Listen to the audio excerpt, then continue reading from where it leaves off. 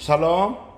주님의 은혜가 풍성한 이 아침에 하나님의 말씀 앞에 선 여러분을 예수님의 이름으로 진심으로 축복하고, 오늘도 말씀의 은혜로 삶이 새로워지며 영혼의 힘을 얻는, 그래서 오늘 하루도 하나님 주어진 시간을 아름답고 복되게 하나님께 저축하는 시간이 되시기를 축복하며 우리 사도신경으로 신앙 고백 드리시겠습니다.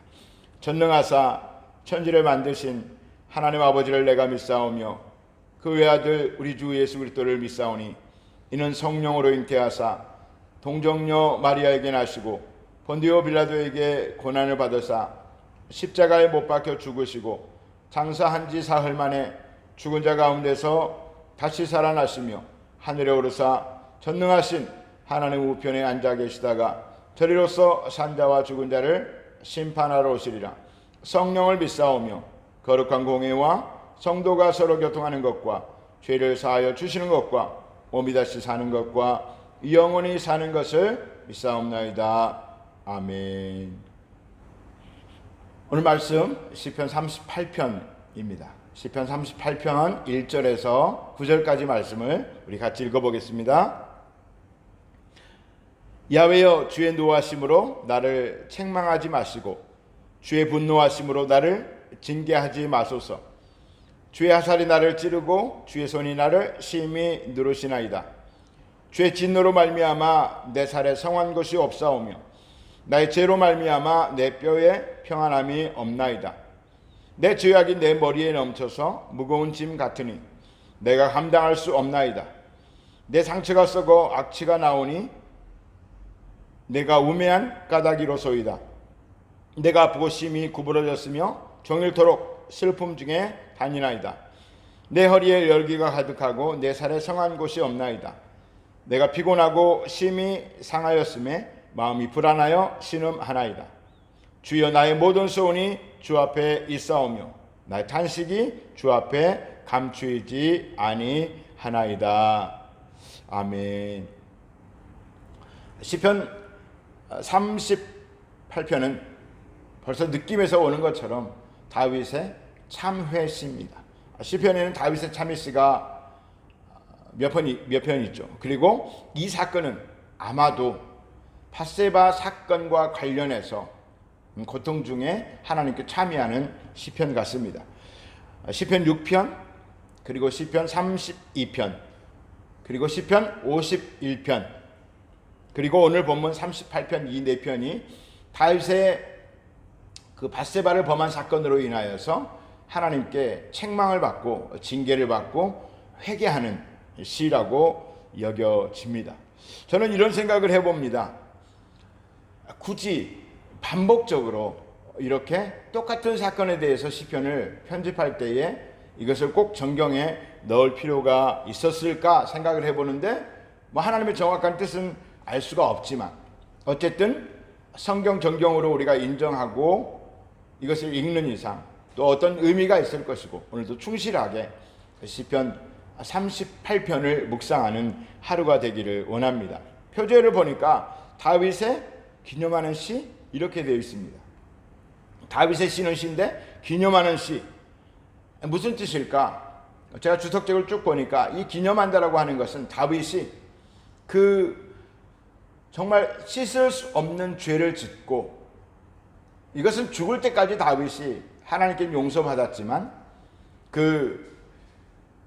백성들에게 왕으로서 지은 죄, 그리고 밧세바도 어떻게 보면 피해자일 수 있고요. 그리고 우리아는 죽었지만 또 우리아의 어떤 가족들과 친척들이 있을 것인가, 그들한테 끊임없이 참여하는 마음으로 살았을 것입니다. 사람들은 가끔 오해를 합니다. 하나님께 용서를 받았으면 사람에게는 용서받지 않아도 된다.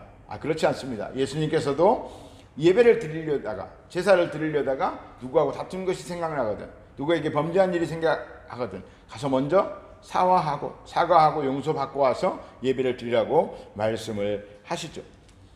몇 년 전에 개봉했던 영화 밀양이 그런 내용들을 담고 있는 모습이 보입니다. 이 주인공이 아들을 죽인 자를 용서한다라고 교도소를 찾아갔는데, 그 죽인 범인이 하나님의 은혜로 용서 이미 받았다고. 그래서 이 전도연 씨가 그 용서하러 갔다가 자기가 아직 용서하지 않는데 하나님 먼저 용서했다고? 그런 질문을 던지면서 이런 부분에 대해서 영화가 되어지는, 우리에게 생각을 많이 주는 영화인데, 어쨌든 그거는 영화이고요. 우리 삶에도 우리가 어떤 사람들이 잘못했을 때는 철저하게 그 사람에게 용서를 구하고, 또 배상할 일은 배상하고 보상할 일은 보상하는, 그래서 온전히 자유해지고 또 하나님께도 용서를 구할 때 온전한 회개가 이루어졌다라고 볼 수가 있습니다. 그렇다면 다윗이 기념하는 시라고 하는 것은 두고두고 그 과거의 실수를 잊지 않고 기도할 때마다 되뇌었다, 이런 의미가 있을 수도 있습니다. 그리고 이 다윗의 시편을 이스라엘 백성들이 후에 다윗이 죽은 후에도 하나님께 예배를 드릴 때마다, 인간은 선할 수 없으니까 인간은 죄를 지을 수밖에 없고, 그래서 우리가 기도할 때마다 회개를 기도를 하지 않습니까? 이 시편을 아마도 읽었을 것이다. 그래서 다윗이 그렇게 범죄했을 때에 하나님 앞에 기도한 것을, 우리도 하나님 앞에 의롭지 못한 죄인들이니 우리 믿음의 조상 다윗을 본받아서 이 시를 가지고 하나님 앞에 암송하고 죄를 자백하고 용서를 구한다라고 하는 것입니다. 여러분, 그래서 다윗은 이때 굉장히 당연히 그런 죄를 지었으면, 다윗은 하나님의 사람인데 어쩌다 실수를 했던지 나중에 그 실수가 의도적인 것까지 연결이 되지만 굉장히 있을 수 없는 일이잖아요. 얼마나 심적으로 괴로웠고 마음이 아팠겠습니까? 우리가 성경을 단편적으로 보면 하나님이 쉽게 용서해 줬을 것 같지만 그렇지 않으셨을 거예요. 철저하게 깨어주고 하나님이 대가를 지불하게 하시는 거죠. 그래서 2절에 주의 화살이 나를 찌르고 주의 손이 나를 심히 누르나이다. 하나님께서 징계하시는 것이죠. 그리고 그 심령의 고통으로 말미암아 결국 몸까지 병을 얻은 것 같습니다. 무슨 병인지는 알 수가 없지만 몸도 굉장히 많이 그 일로 인해서 아팠고, 그 고통 가운데 하나님께 부르짖고 있는 모습을 볼 수가 있습니다. 사랑하는 성도 여러분, 죄는 정말 무서운 것입니다. 죄는 정말 무서운 것입니다. 그리고 죄를 깨닫지 못하는 것은 더 무서운 것입니다. 죄를 짓고도 알고도 회개하지 않는 것은 더더욱 무서운 것입니다. 그렇지만 죄의 무서움보다 더 강력한 힘은 하나님의 용서에 있습니다. 하나님이 용서하지 못할 죄는 없습니다. 하나님이 용서하지 못할 사람은 없습니다. 그런데 하나님은 우리의 회개의 진심을 다 알고 계십니다. 진정으로 참여하고 뉘우치고 돌이켰는지, 그리고 다른 삶을 사는지. 물론 그렇게 삶을 살다가 1년 후에 2년 후에 또 잠깐 넘어질 수도 있겠지만 하나님은 그것을 말씀하시는 것이 아닙니다. 그래서 여러분, 늘 하나님 앞에 바른 회개, 바른 믿음으로 살려고 노력하고, 혹시 나로 인하여 마음 아픈 사람은 없는지, 내가 좀 더 기도하고 영혼들을 보살펴야 하는 것은 아닌지. 그래서 우리에게 그런 영혼에 대한 사랑과 갈망이 넘쳤으면 좋겠습니다. 제가 우연히 어제 한인 마트 앞에서 코리안 프레스 신문을 보는데 딱 펼쳤는데 미얀마 난민이 그 끝봉 고속도로에서 자녀들 3명을 밑으로 던지고 자기도 투신해서 자살을 했어요. 그중에 한 명은 살았더라고요, 자녀가. 위에 난민증도 있는데 없는 사람도 많거든요. 얼마나 삶이 어려웠으면. 그 내용을 잘 모르지만 자녀들까지 그렇게 한 걸 보니까 경제적인 이유 있고 삶이 너무 어려웠겠죠. 그렇지만 만약에 그 사람이 복음을 받아들였으면 그렇게 죽지는 않았을 것입니다. 그래서 우리는 열심히 또 난민들을 도와야 하고 원주민들도 도와야 되고 우리 한인들도 전도해야 되고 우리 성도들끼리도 서로 기도하고 서로 붙들어주고 어떤 절망이 있어도 포기하지 않도록 어떤 죄악이 있어도 스스로 마귀에게 속아서 스스로 끝내지 않도록 그렇게 서로 격려하며 기도하는 은혜가 있어야 할 것입니다. 저는 이 10편 38편을 묵상하면서 또 다윗을 새로운 관점으로 바라봤습니다.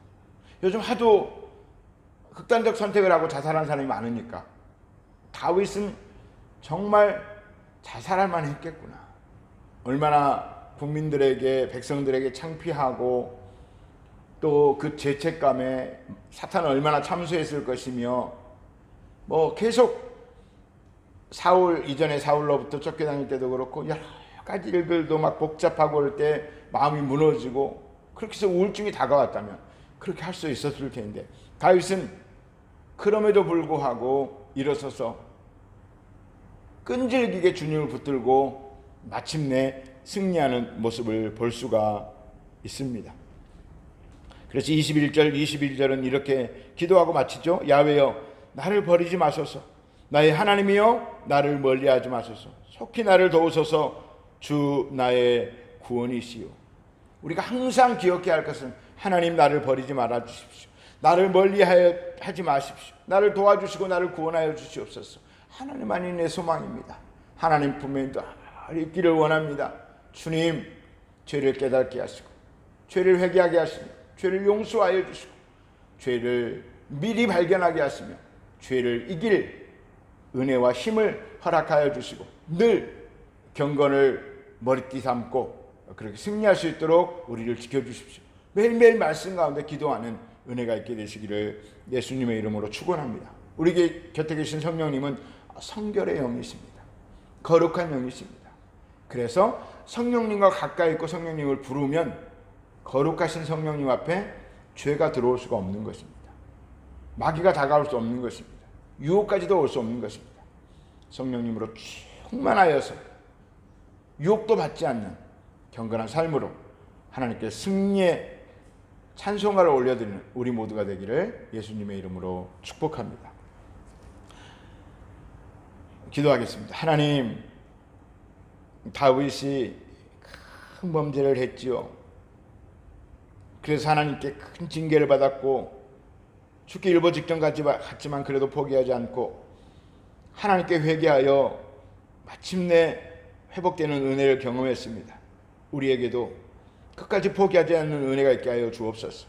삶이 우리를 속일지라도 사탄이 괴롭힐지라도 우리 자신이 우리를 용서하지 못할지라도 하나님은 우리를 용서하시니 그 정의로우시고 자비로우시고 사랑의 본체이신 하나님 품 안에서 모든 것이 회복되는 은혜가 우리 가운데 있게 하여 주시옵소서. 오늘도 묵상할 때에 그런 은혜가 우리 가운데 있게 하여 주시옵소서. 감사드리며 예수님의 이름으로 기도합니다. 아멘. 우리 오늘 말씀을 생각하시면서 기도하시고 하나님 내 마음밭을 보여주시고 내가 하나님 앞에 바르지 못한 삶의 모습이 있는지 가르쳐 주시고 회개하게 하시고 용서하여 주시고 오늘도 새롭게 된 밝은 영혼 자아로 하루를 승리케 하여 주옵소서. 우리 주여 세 번 붙들고 기도하겠습니다. 주여 주여 주여.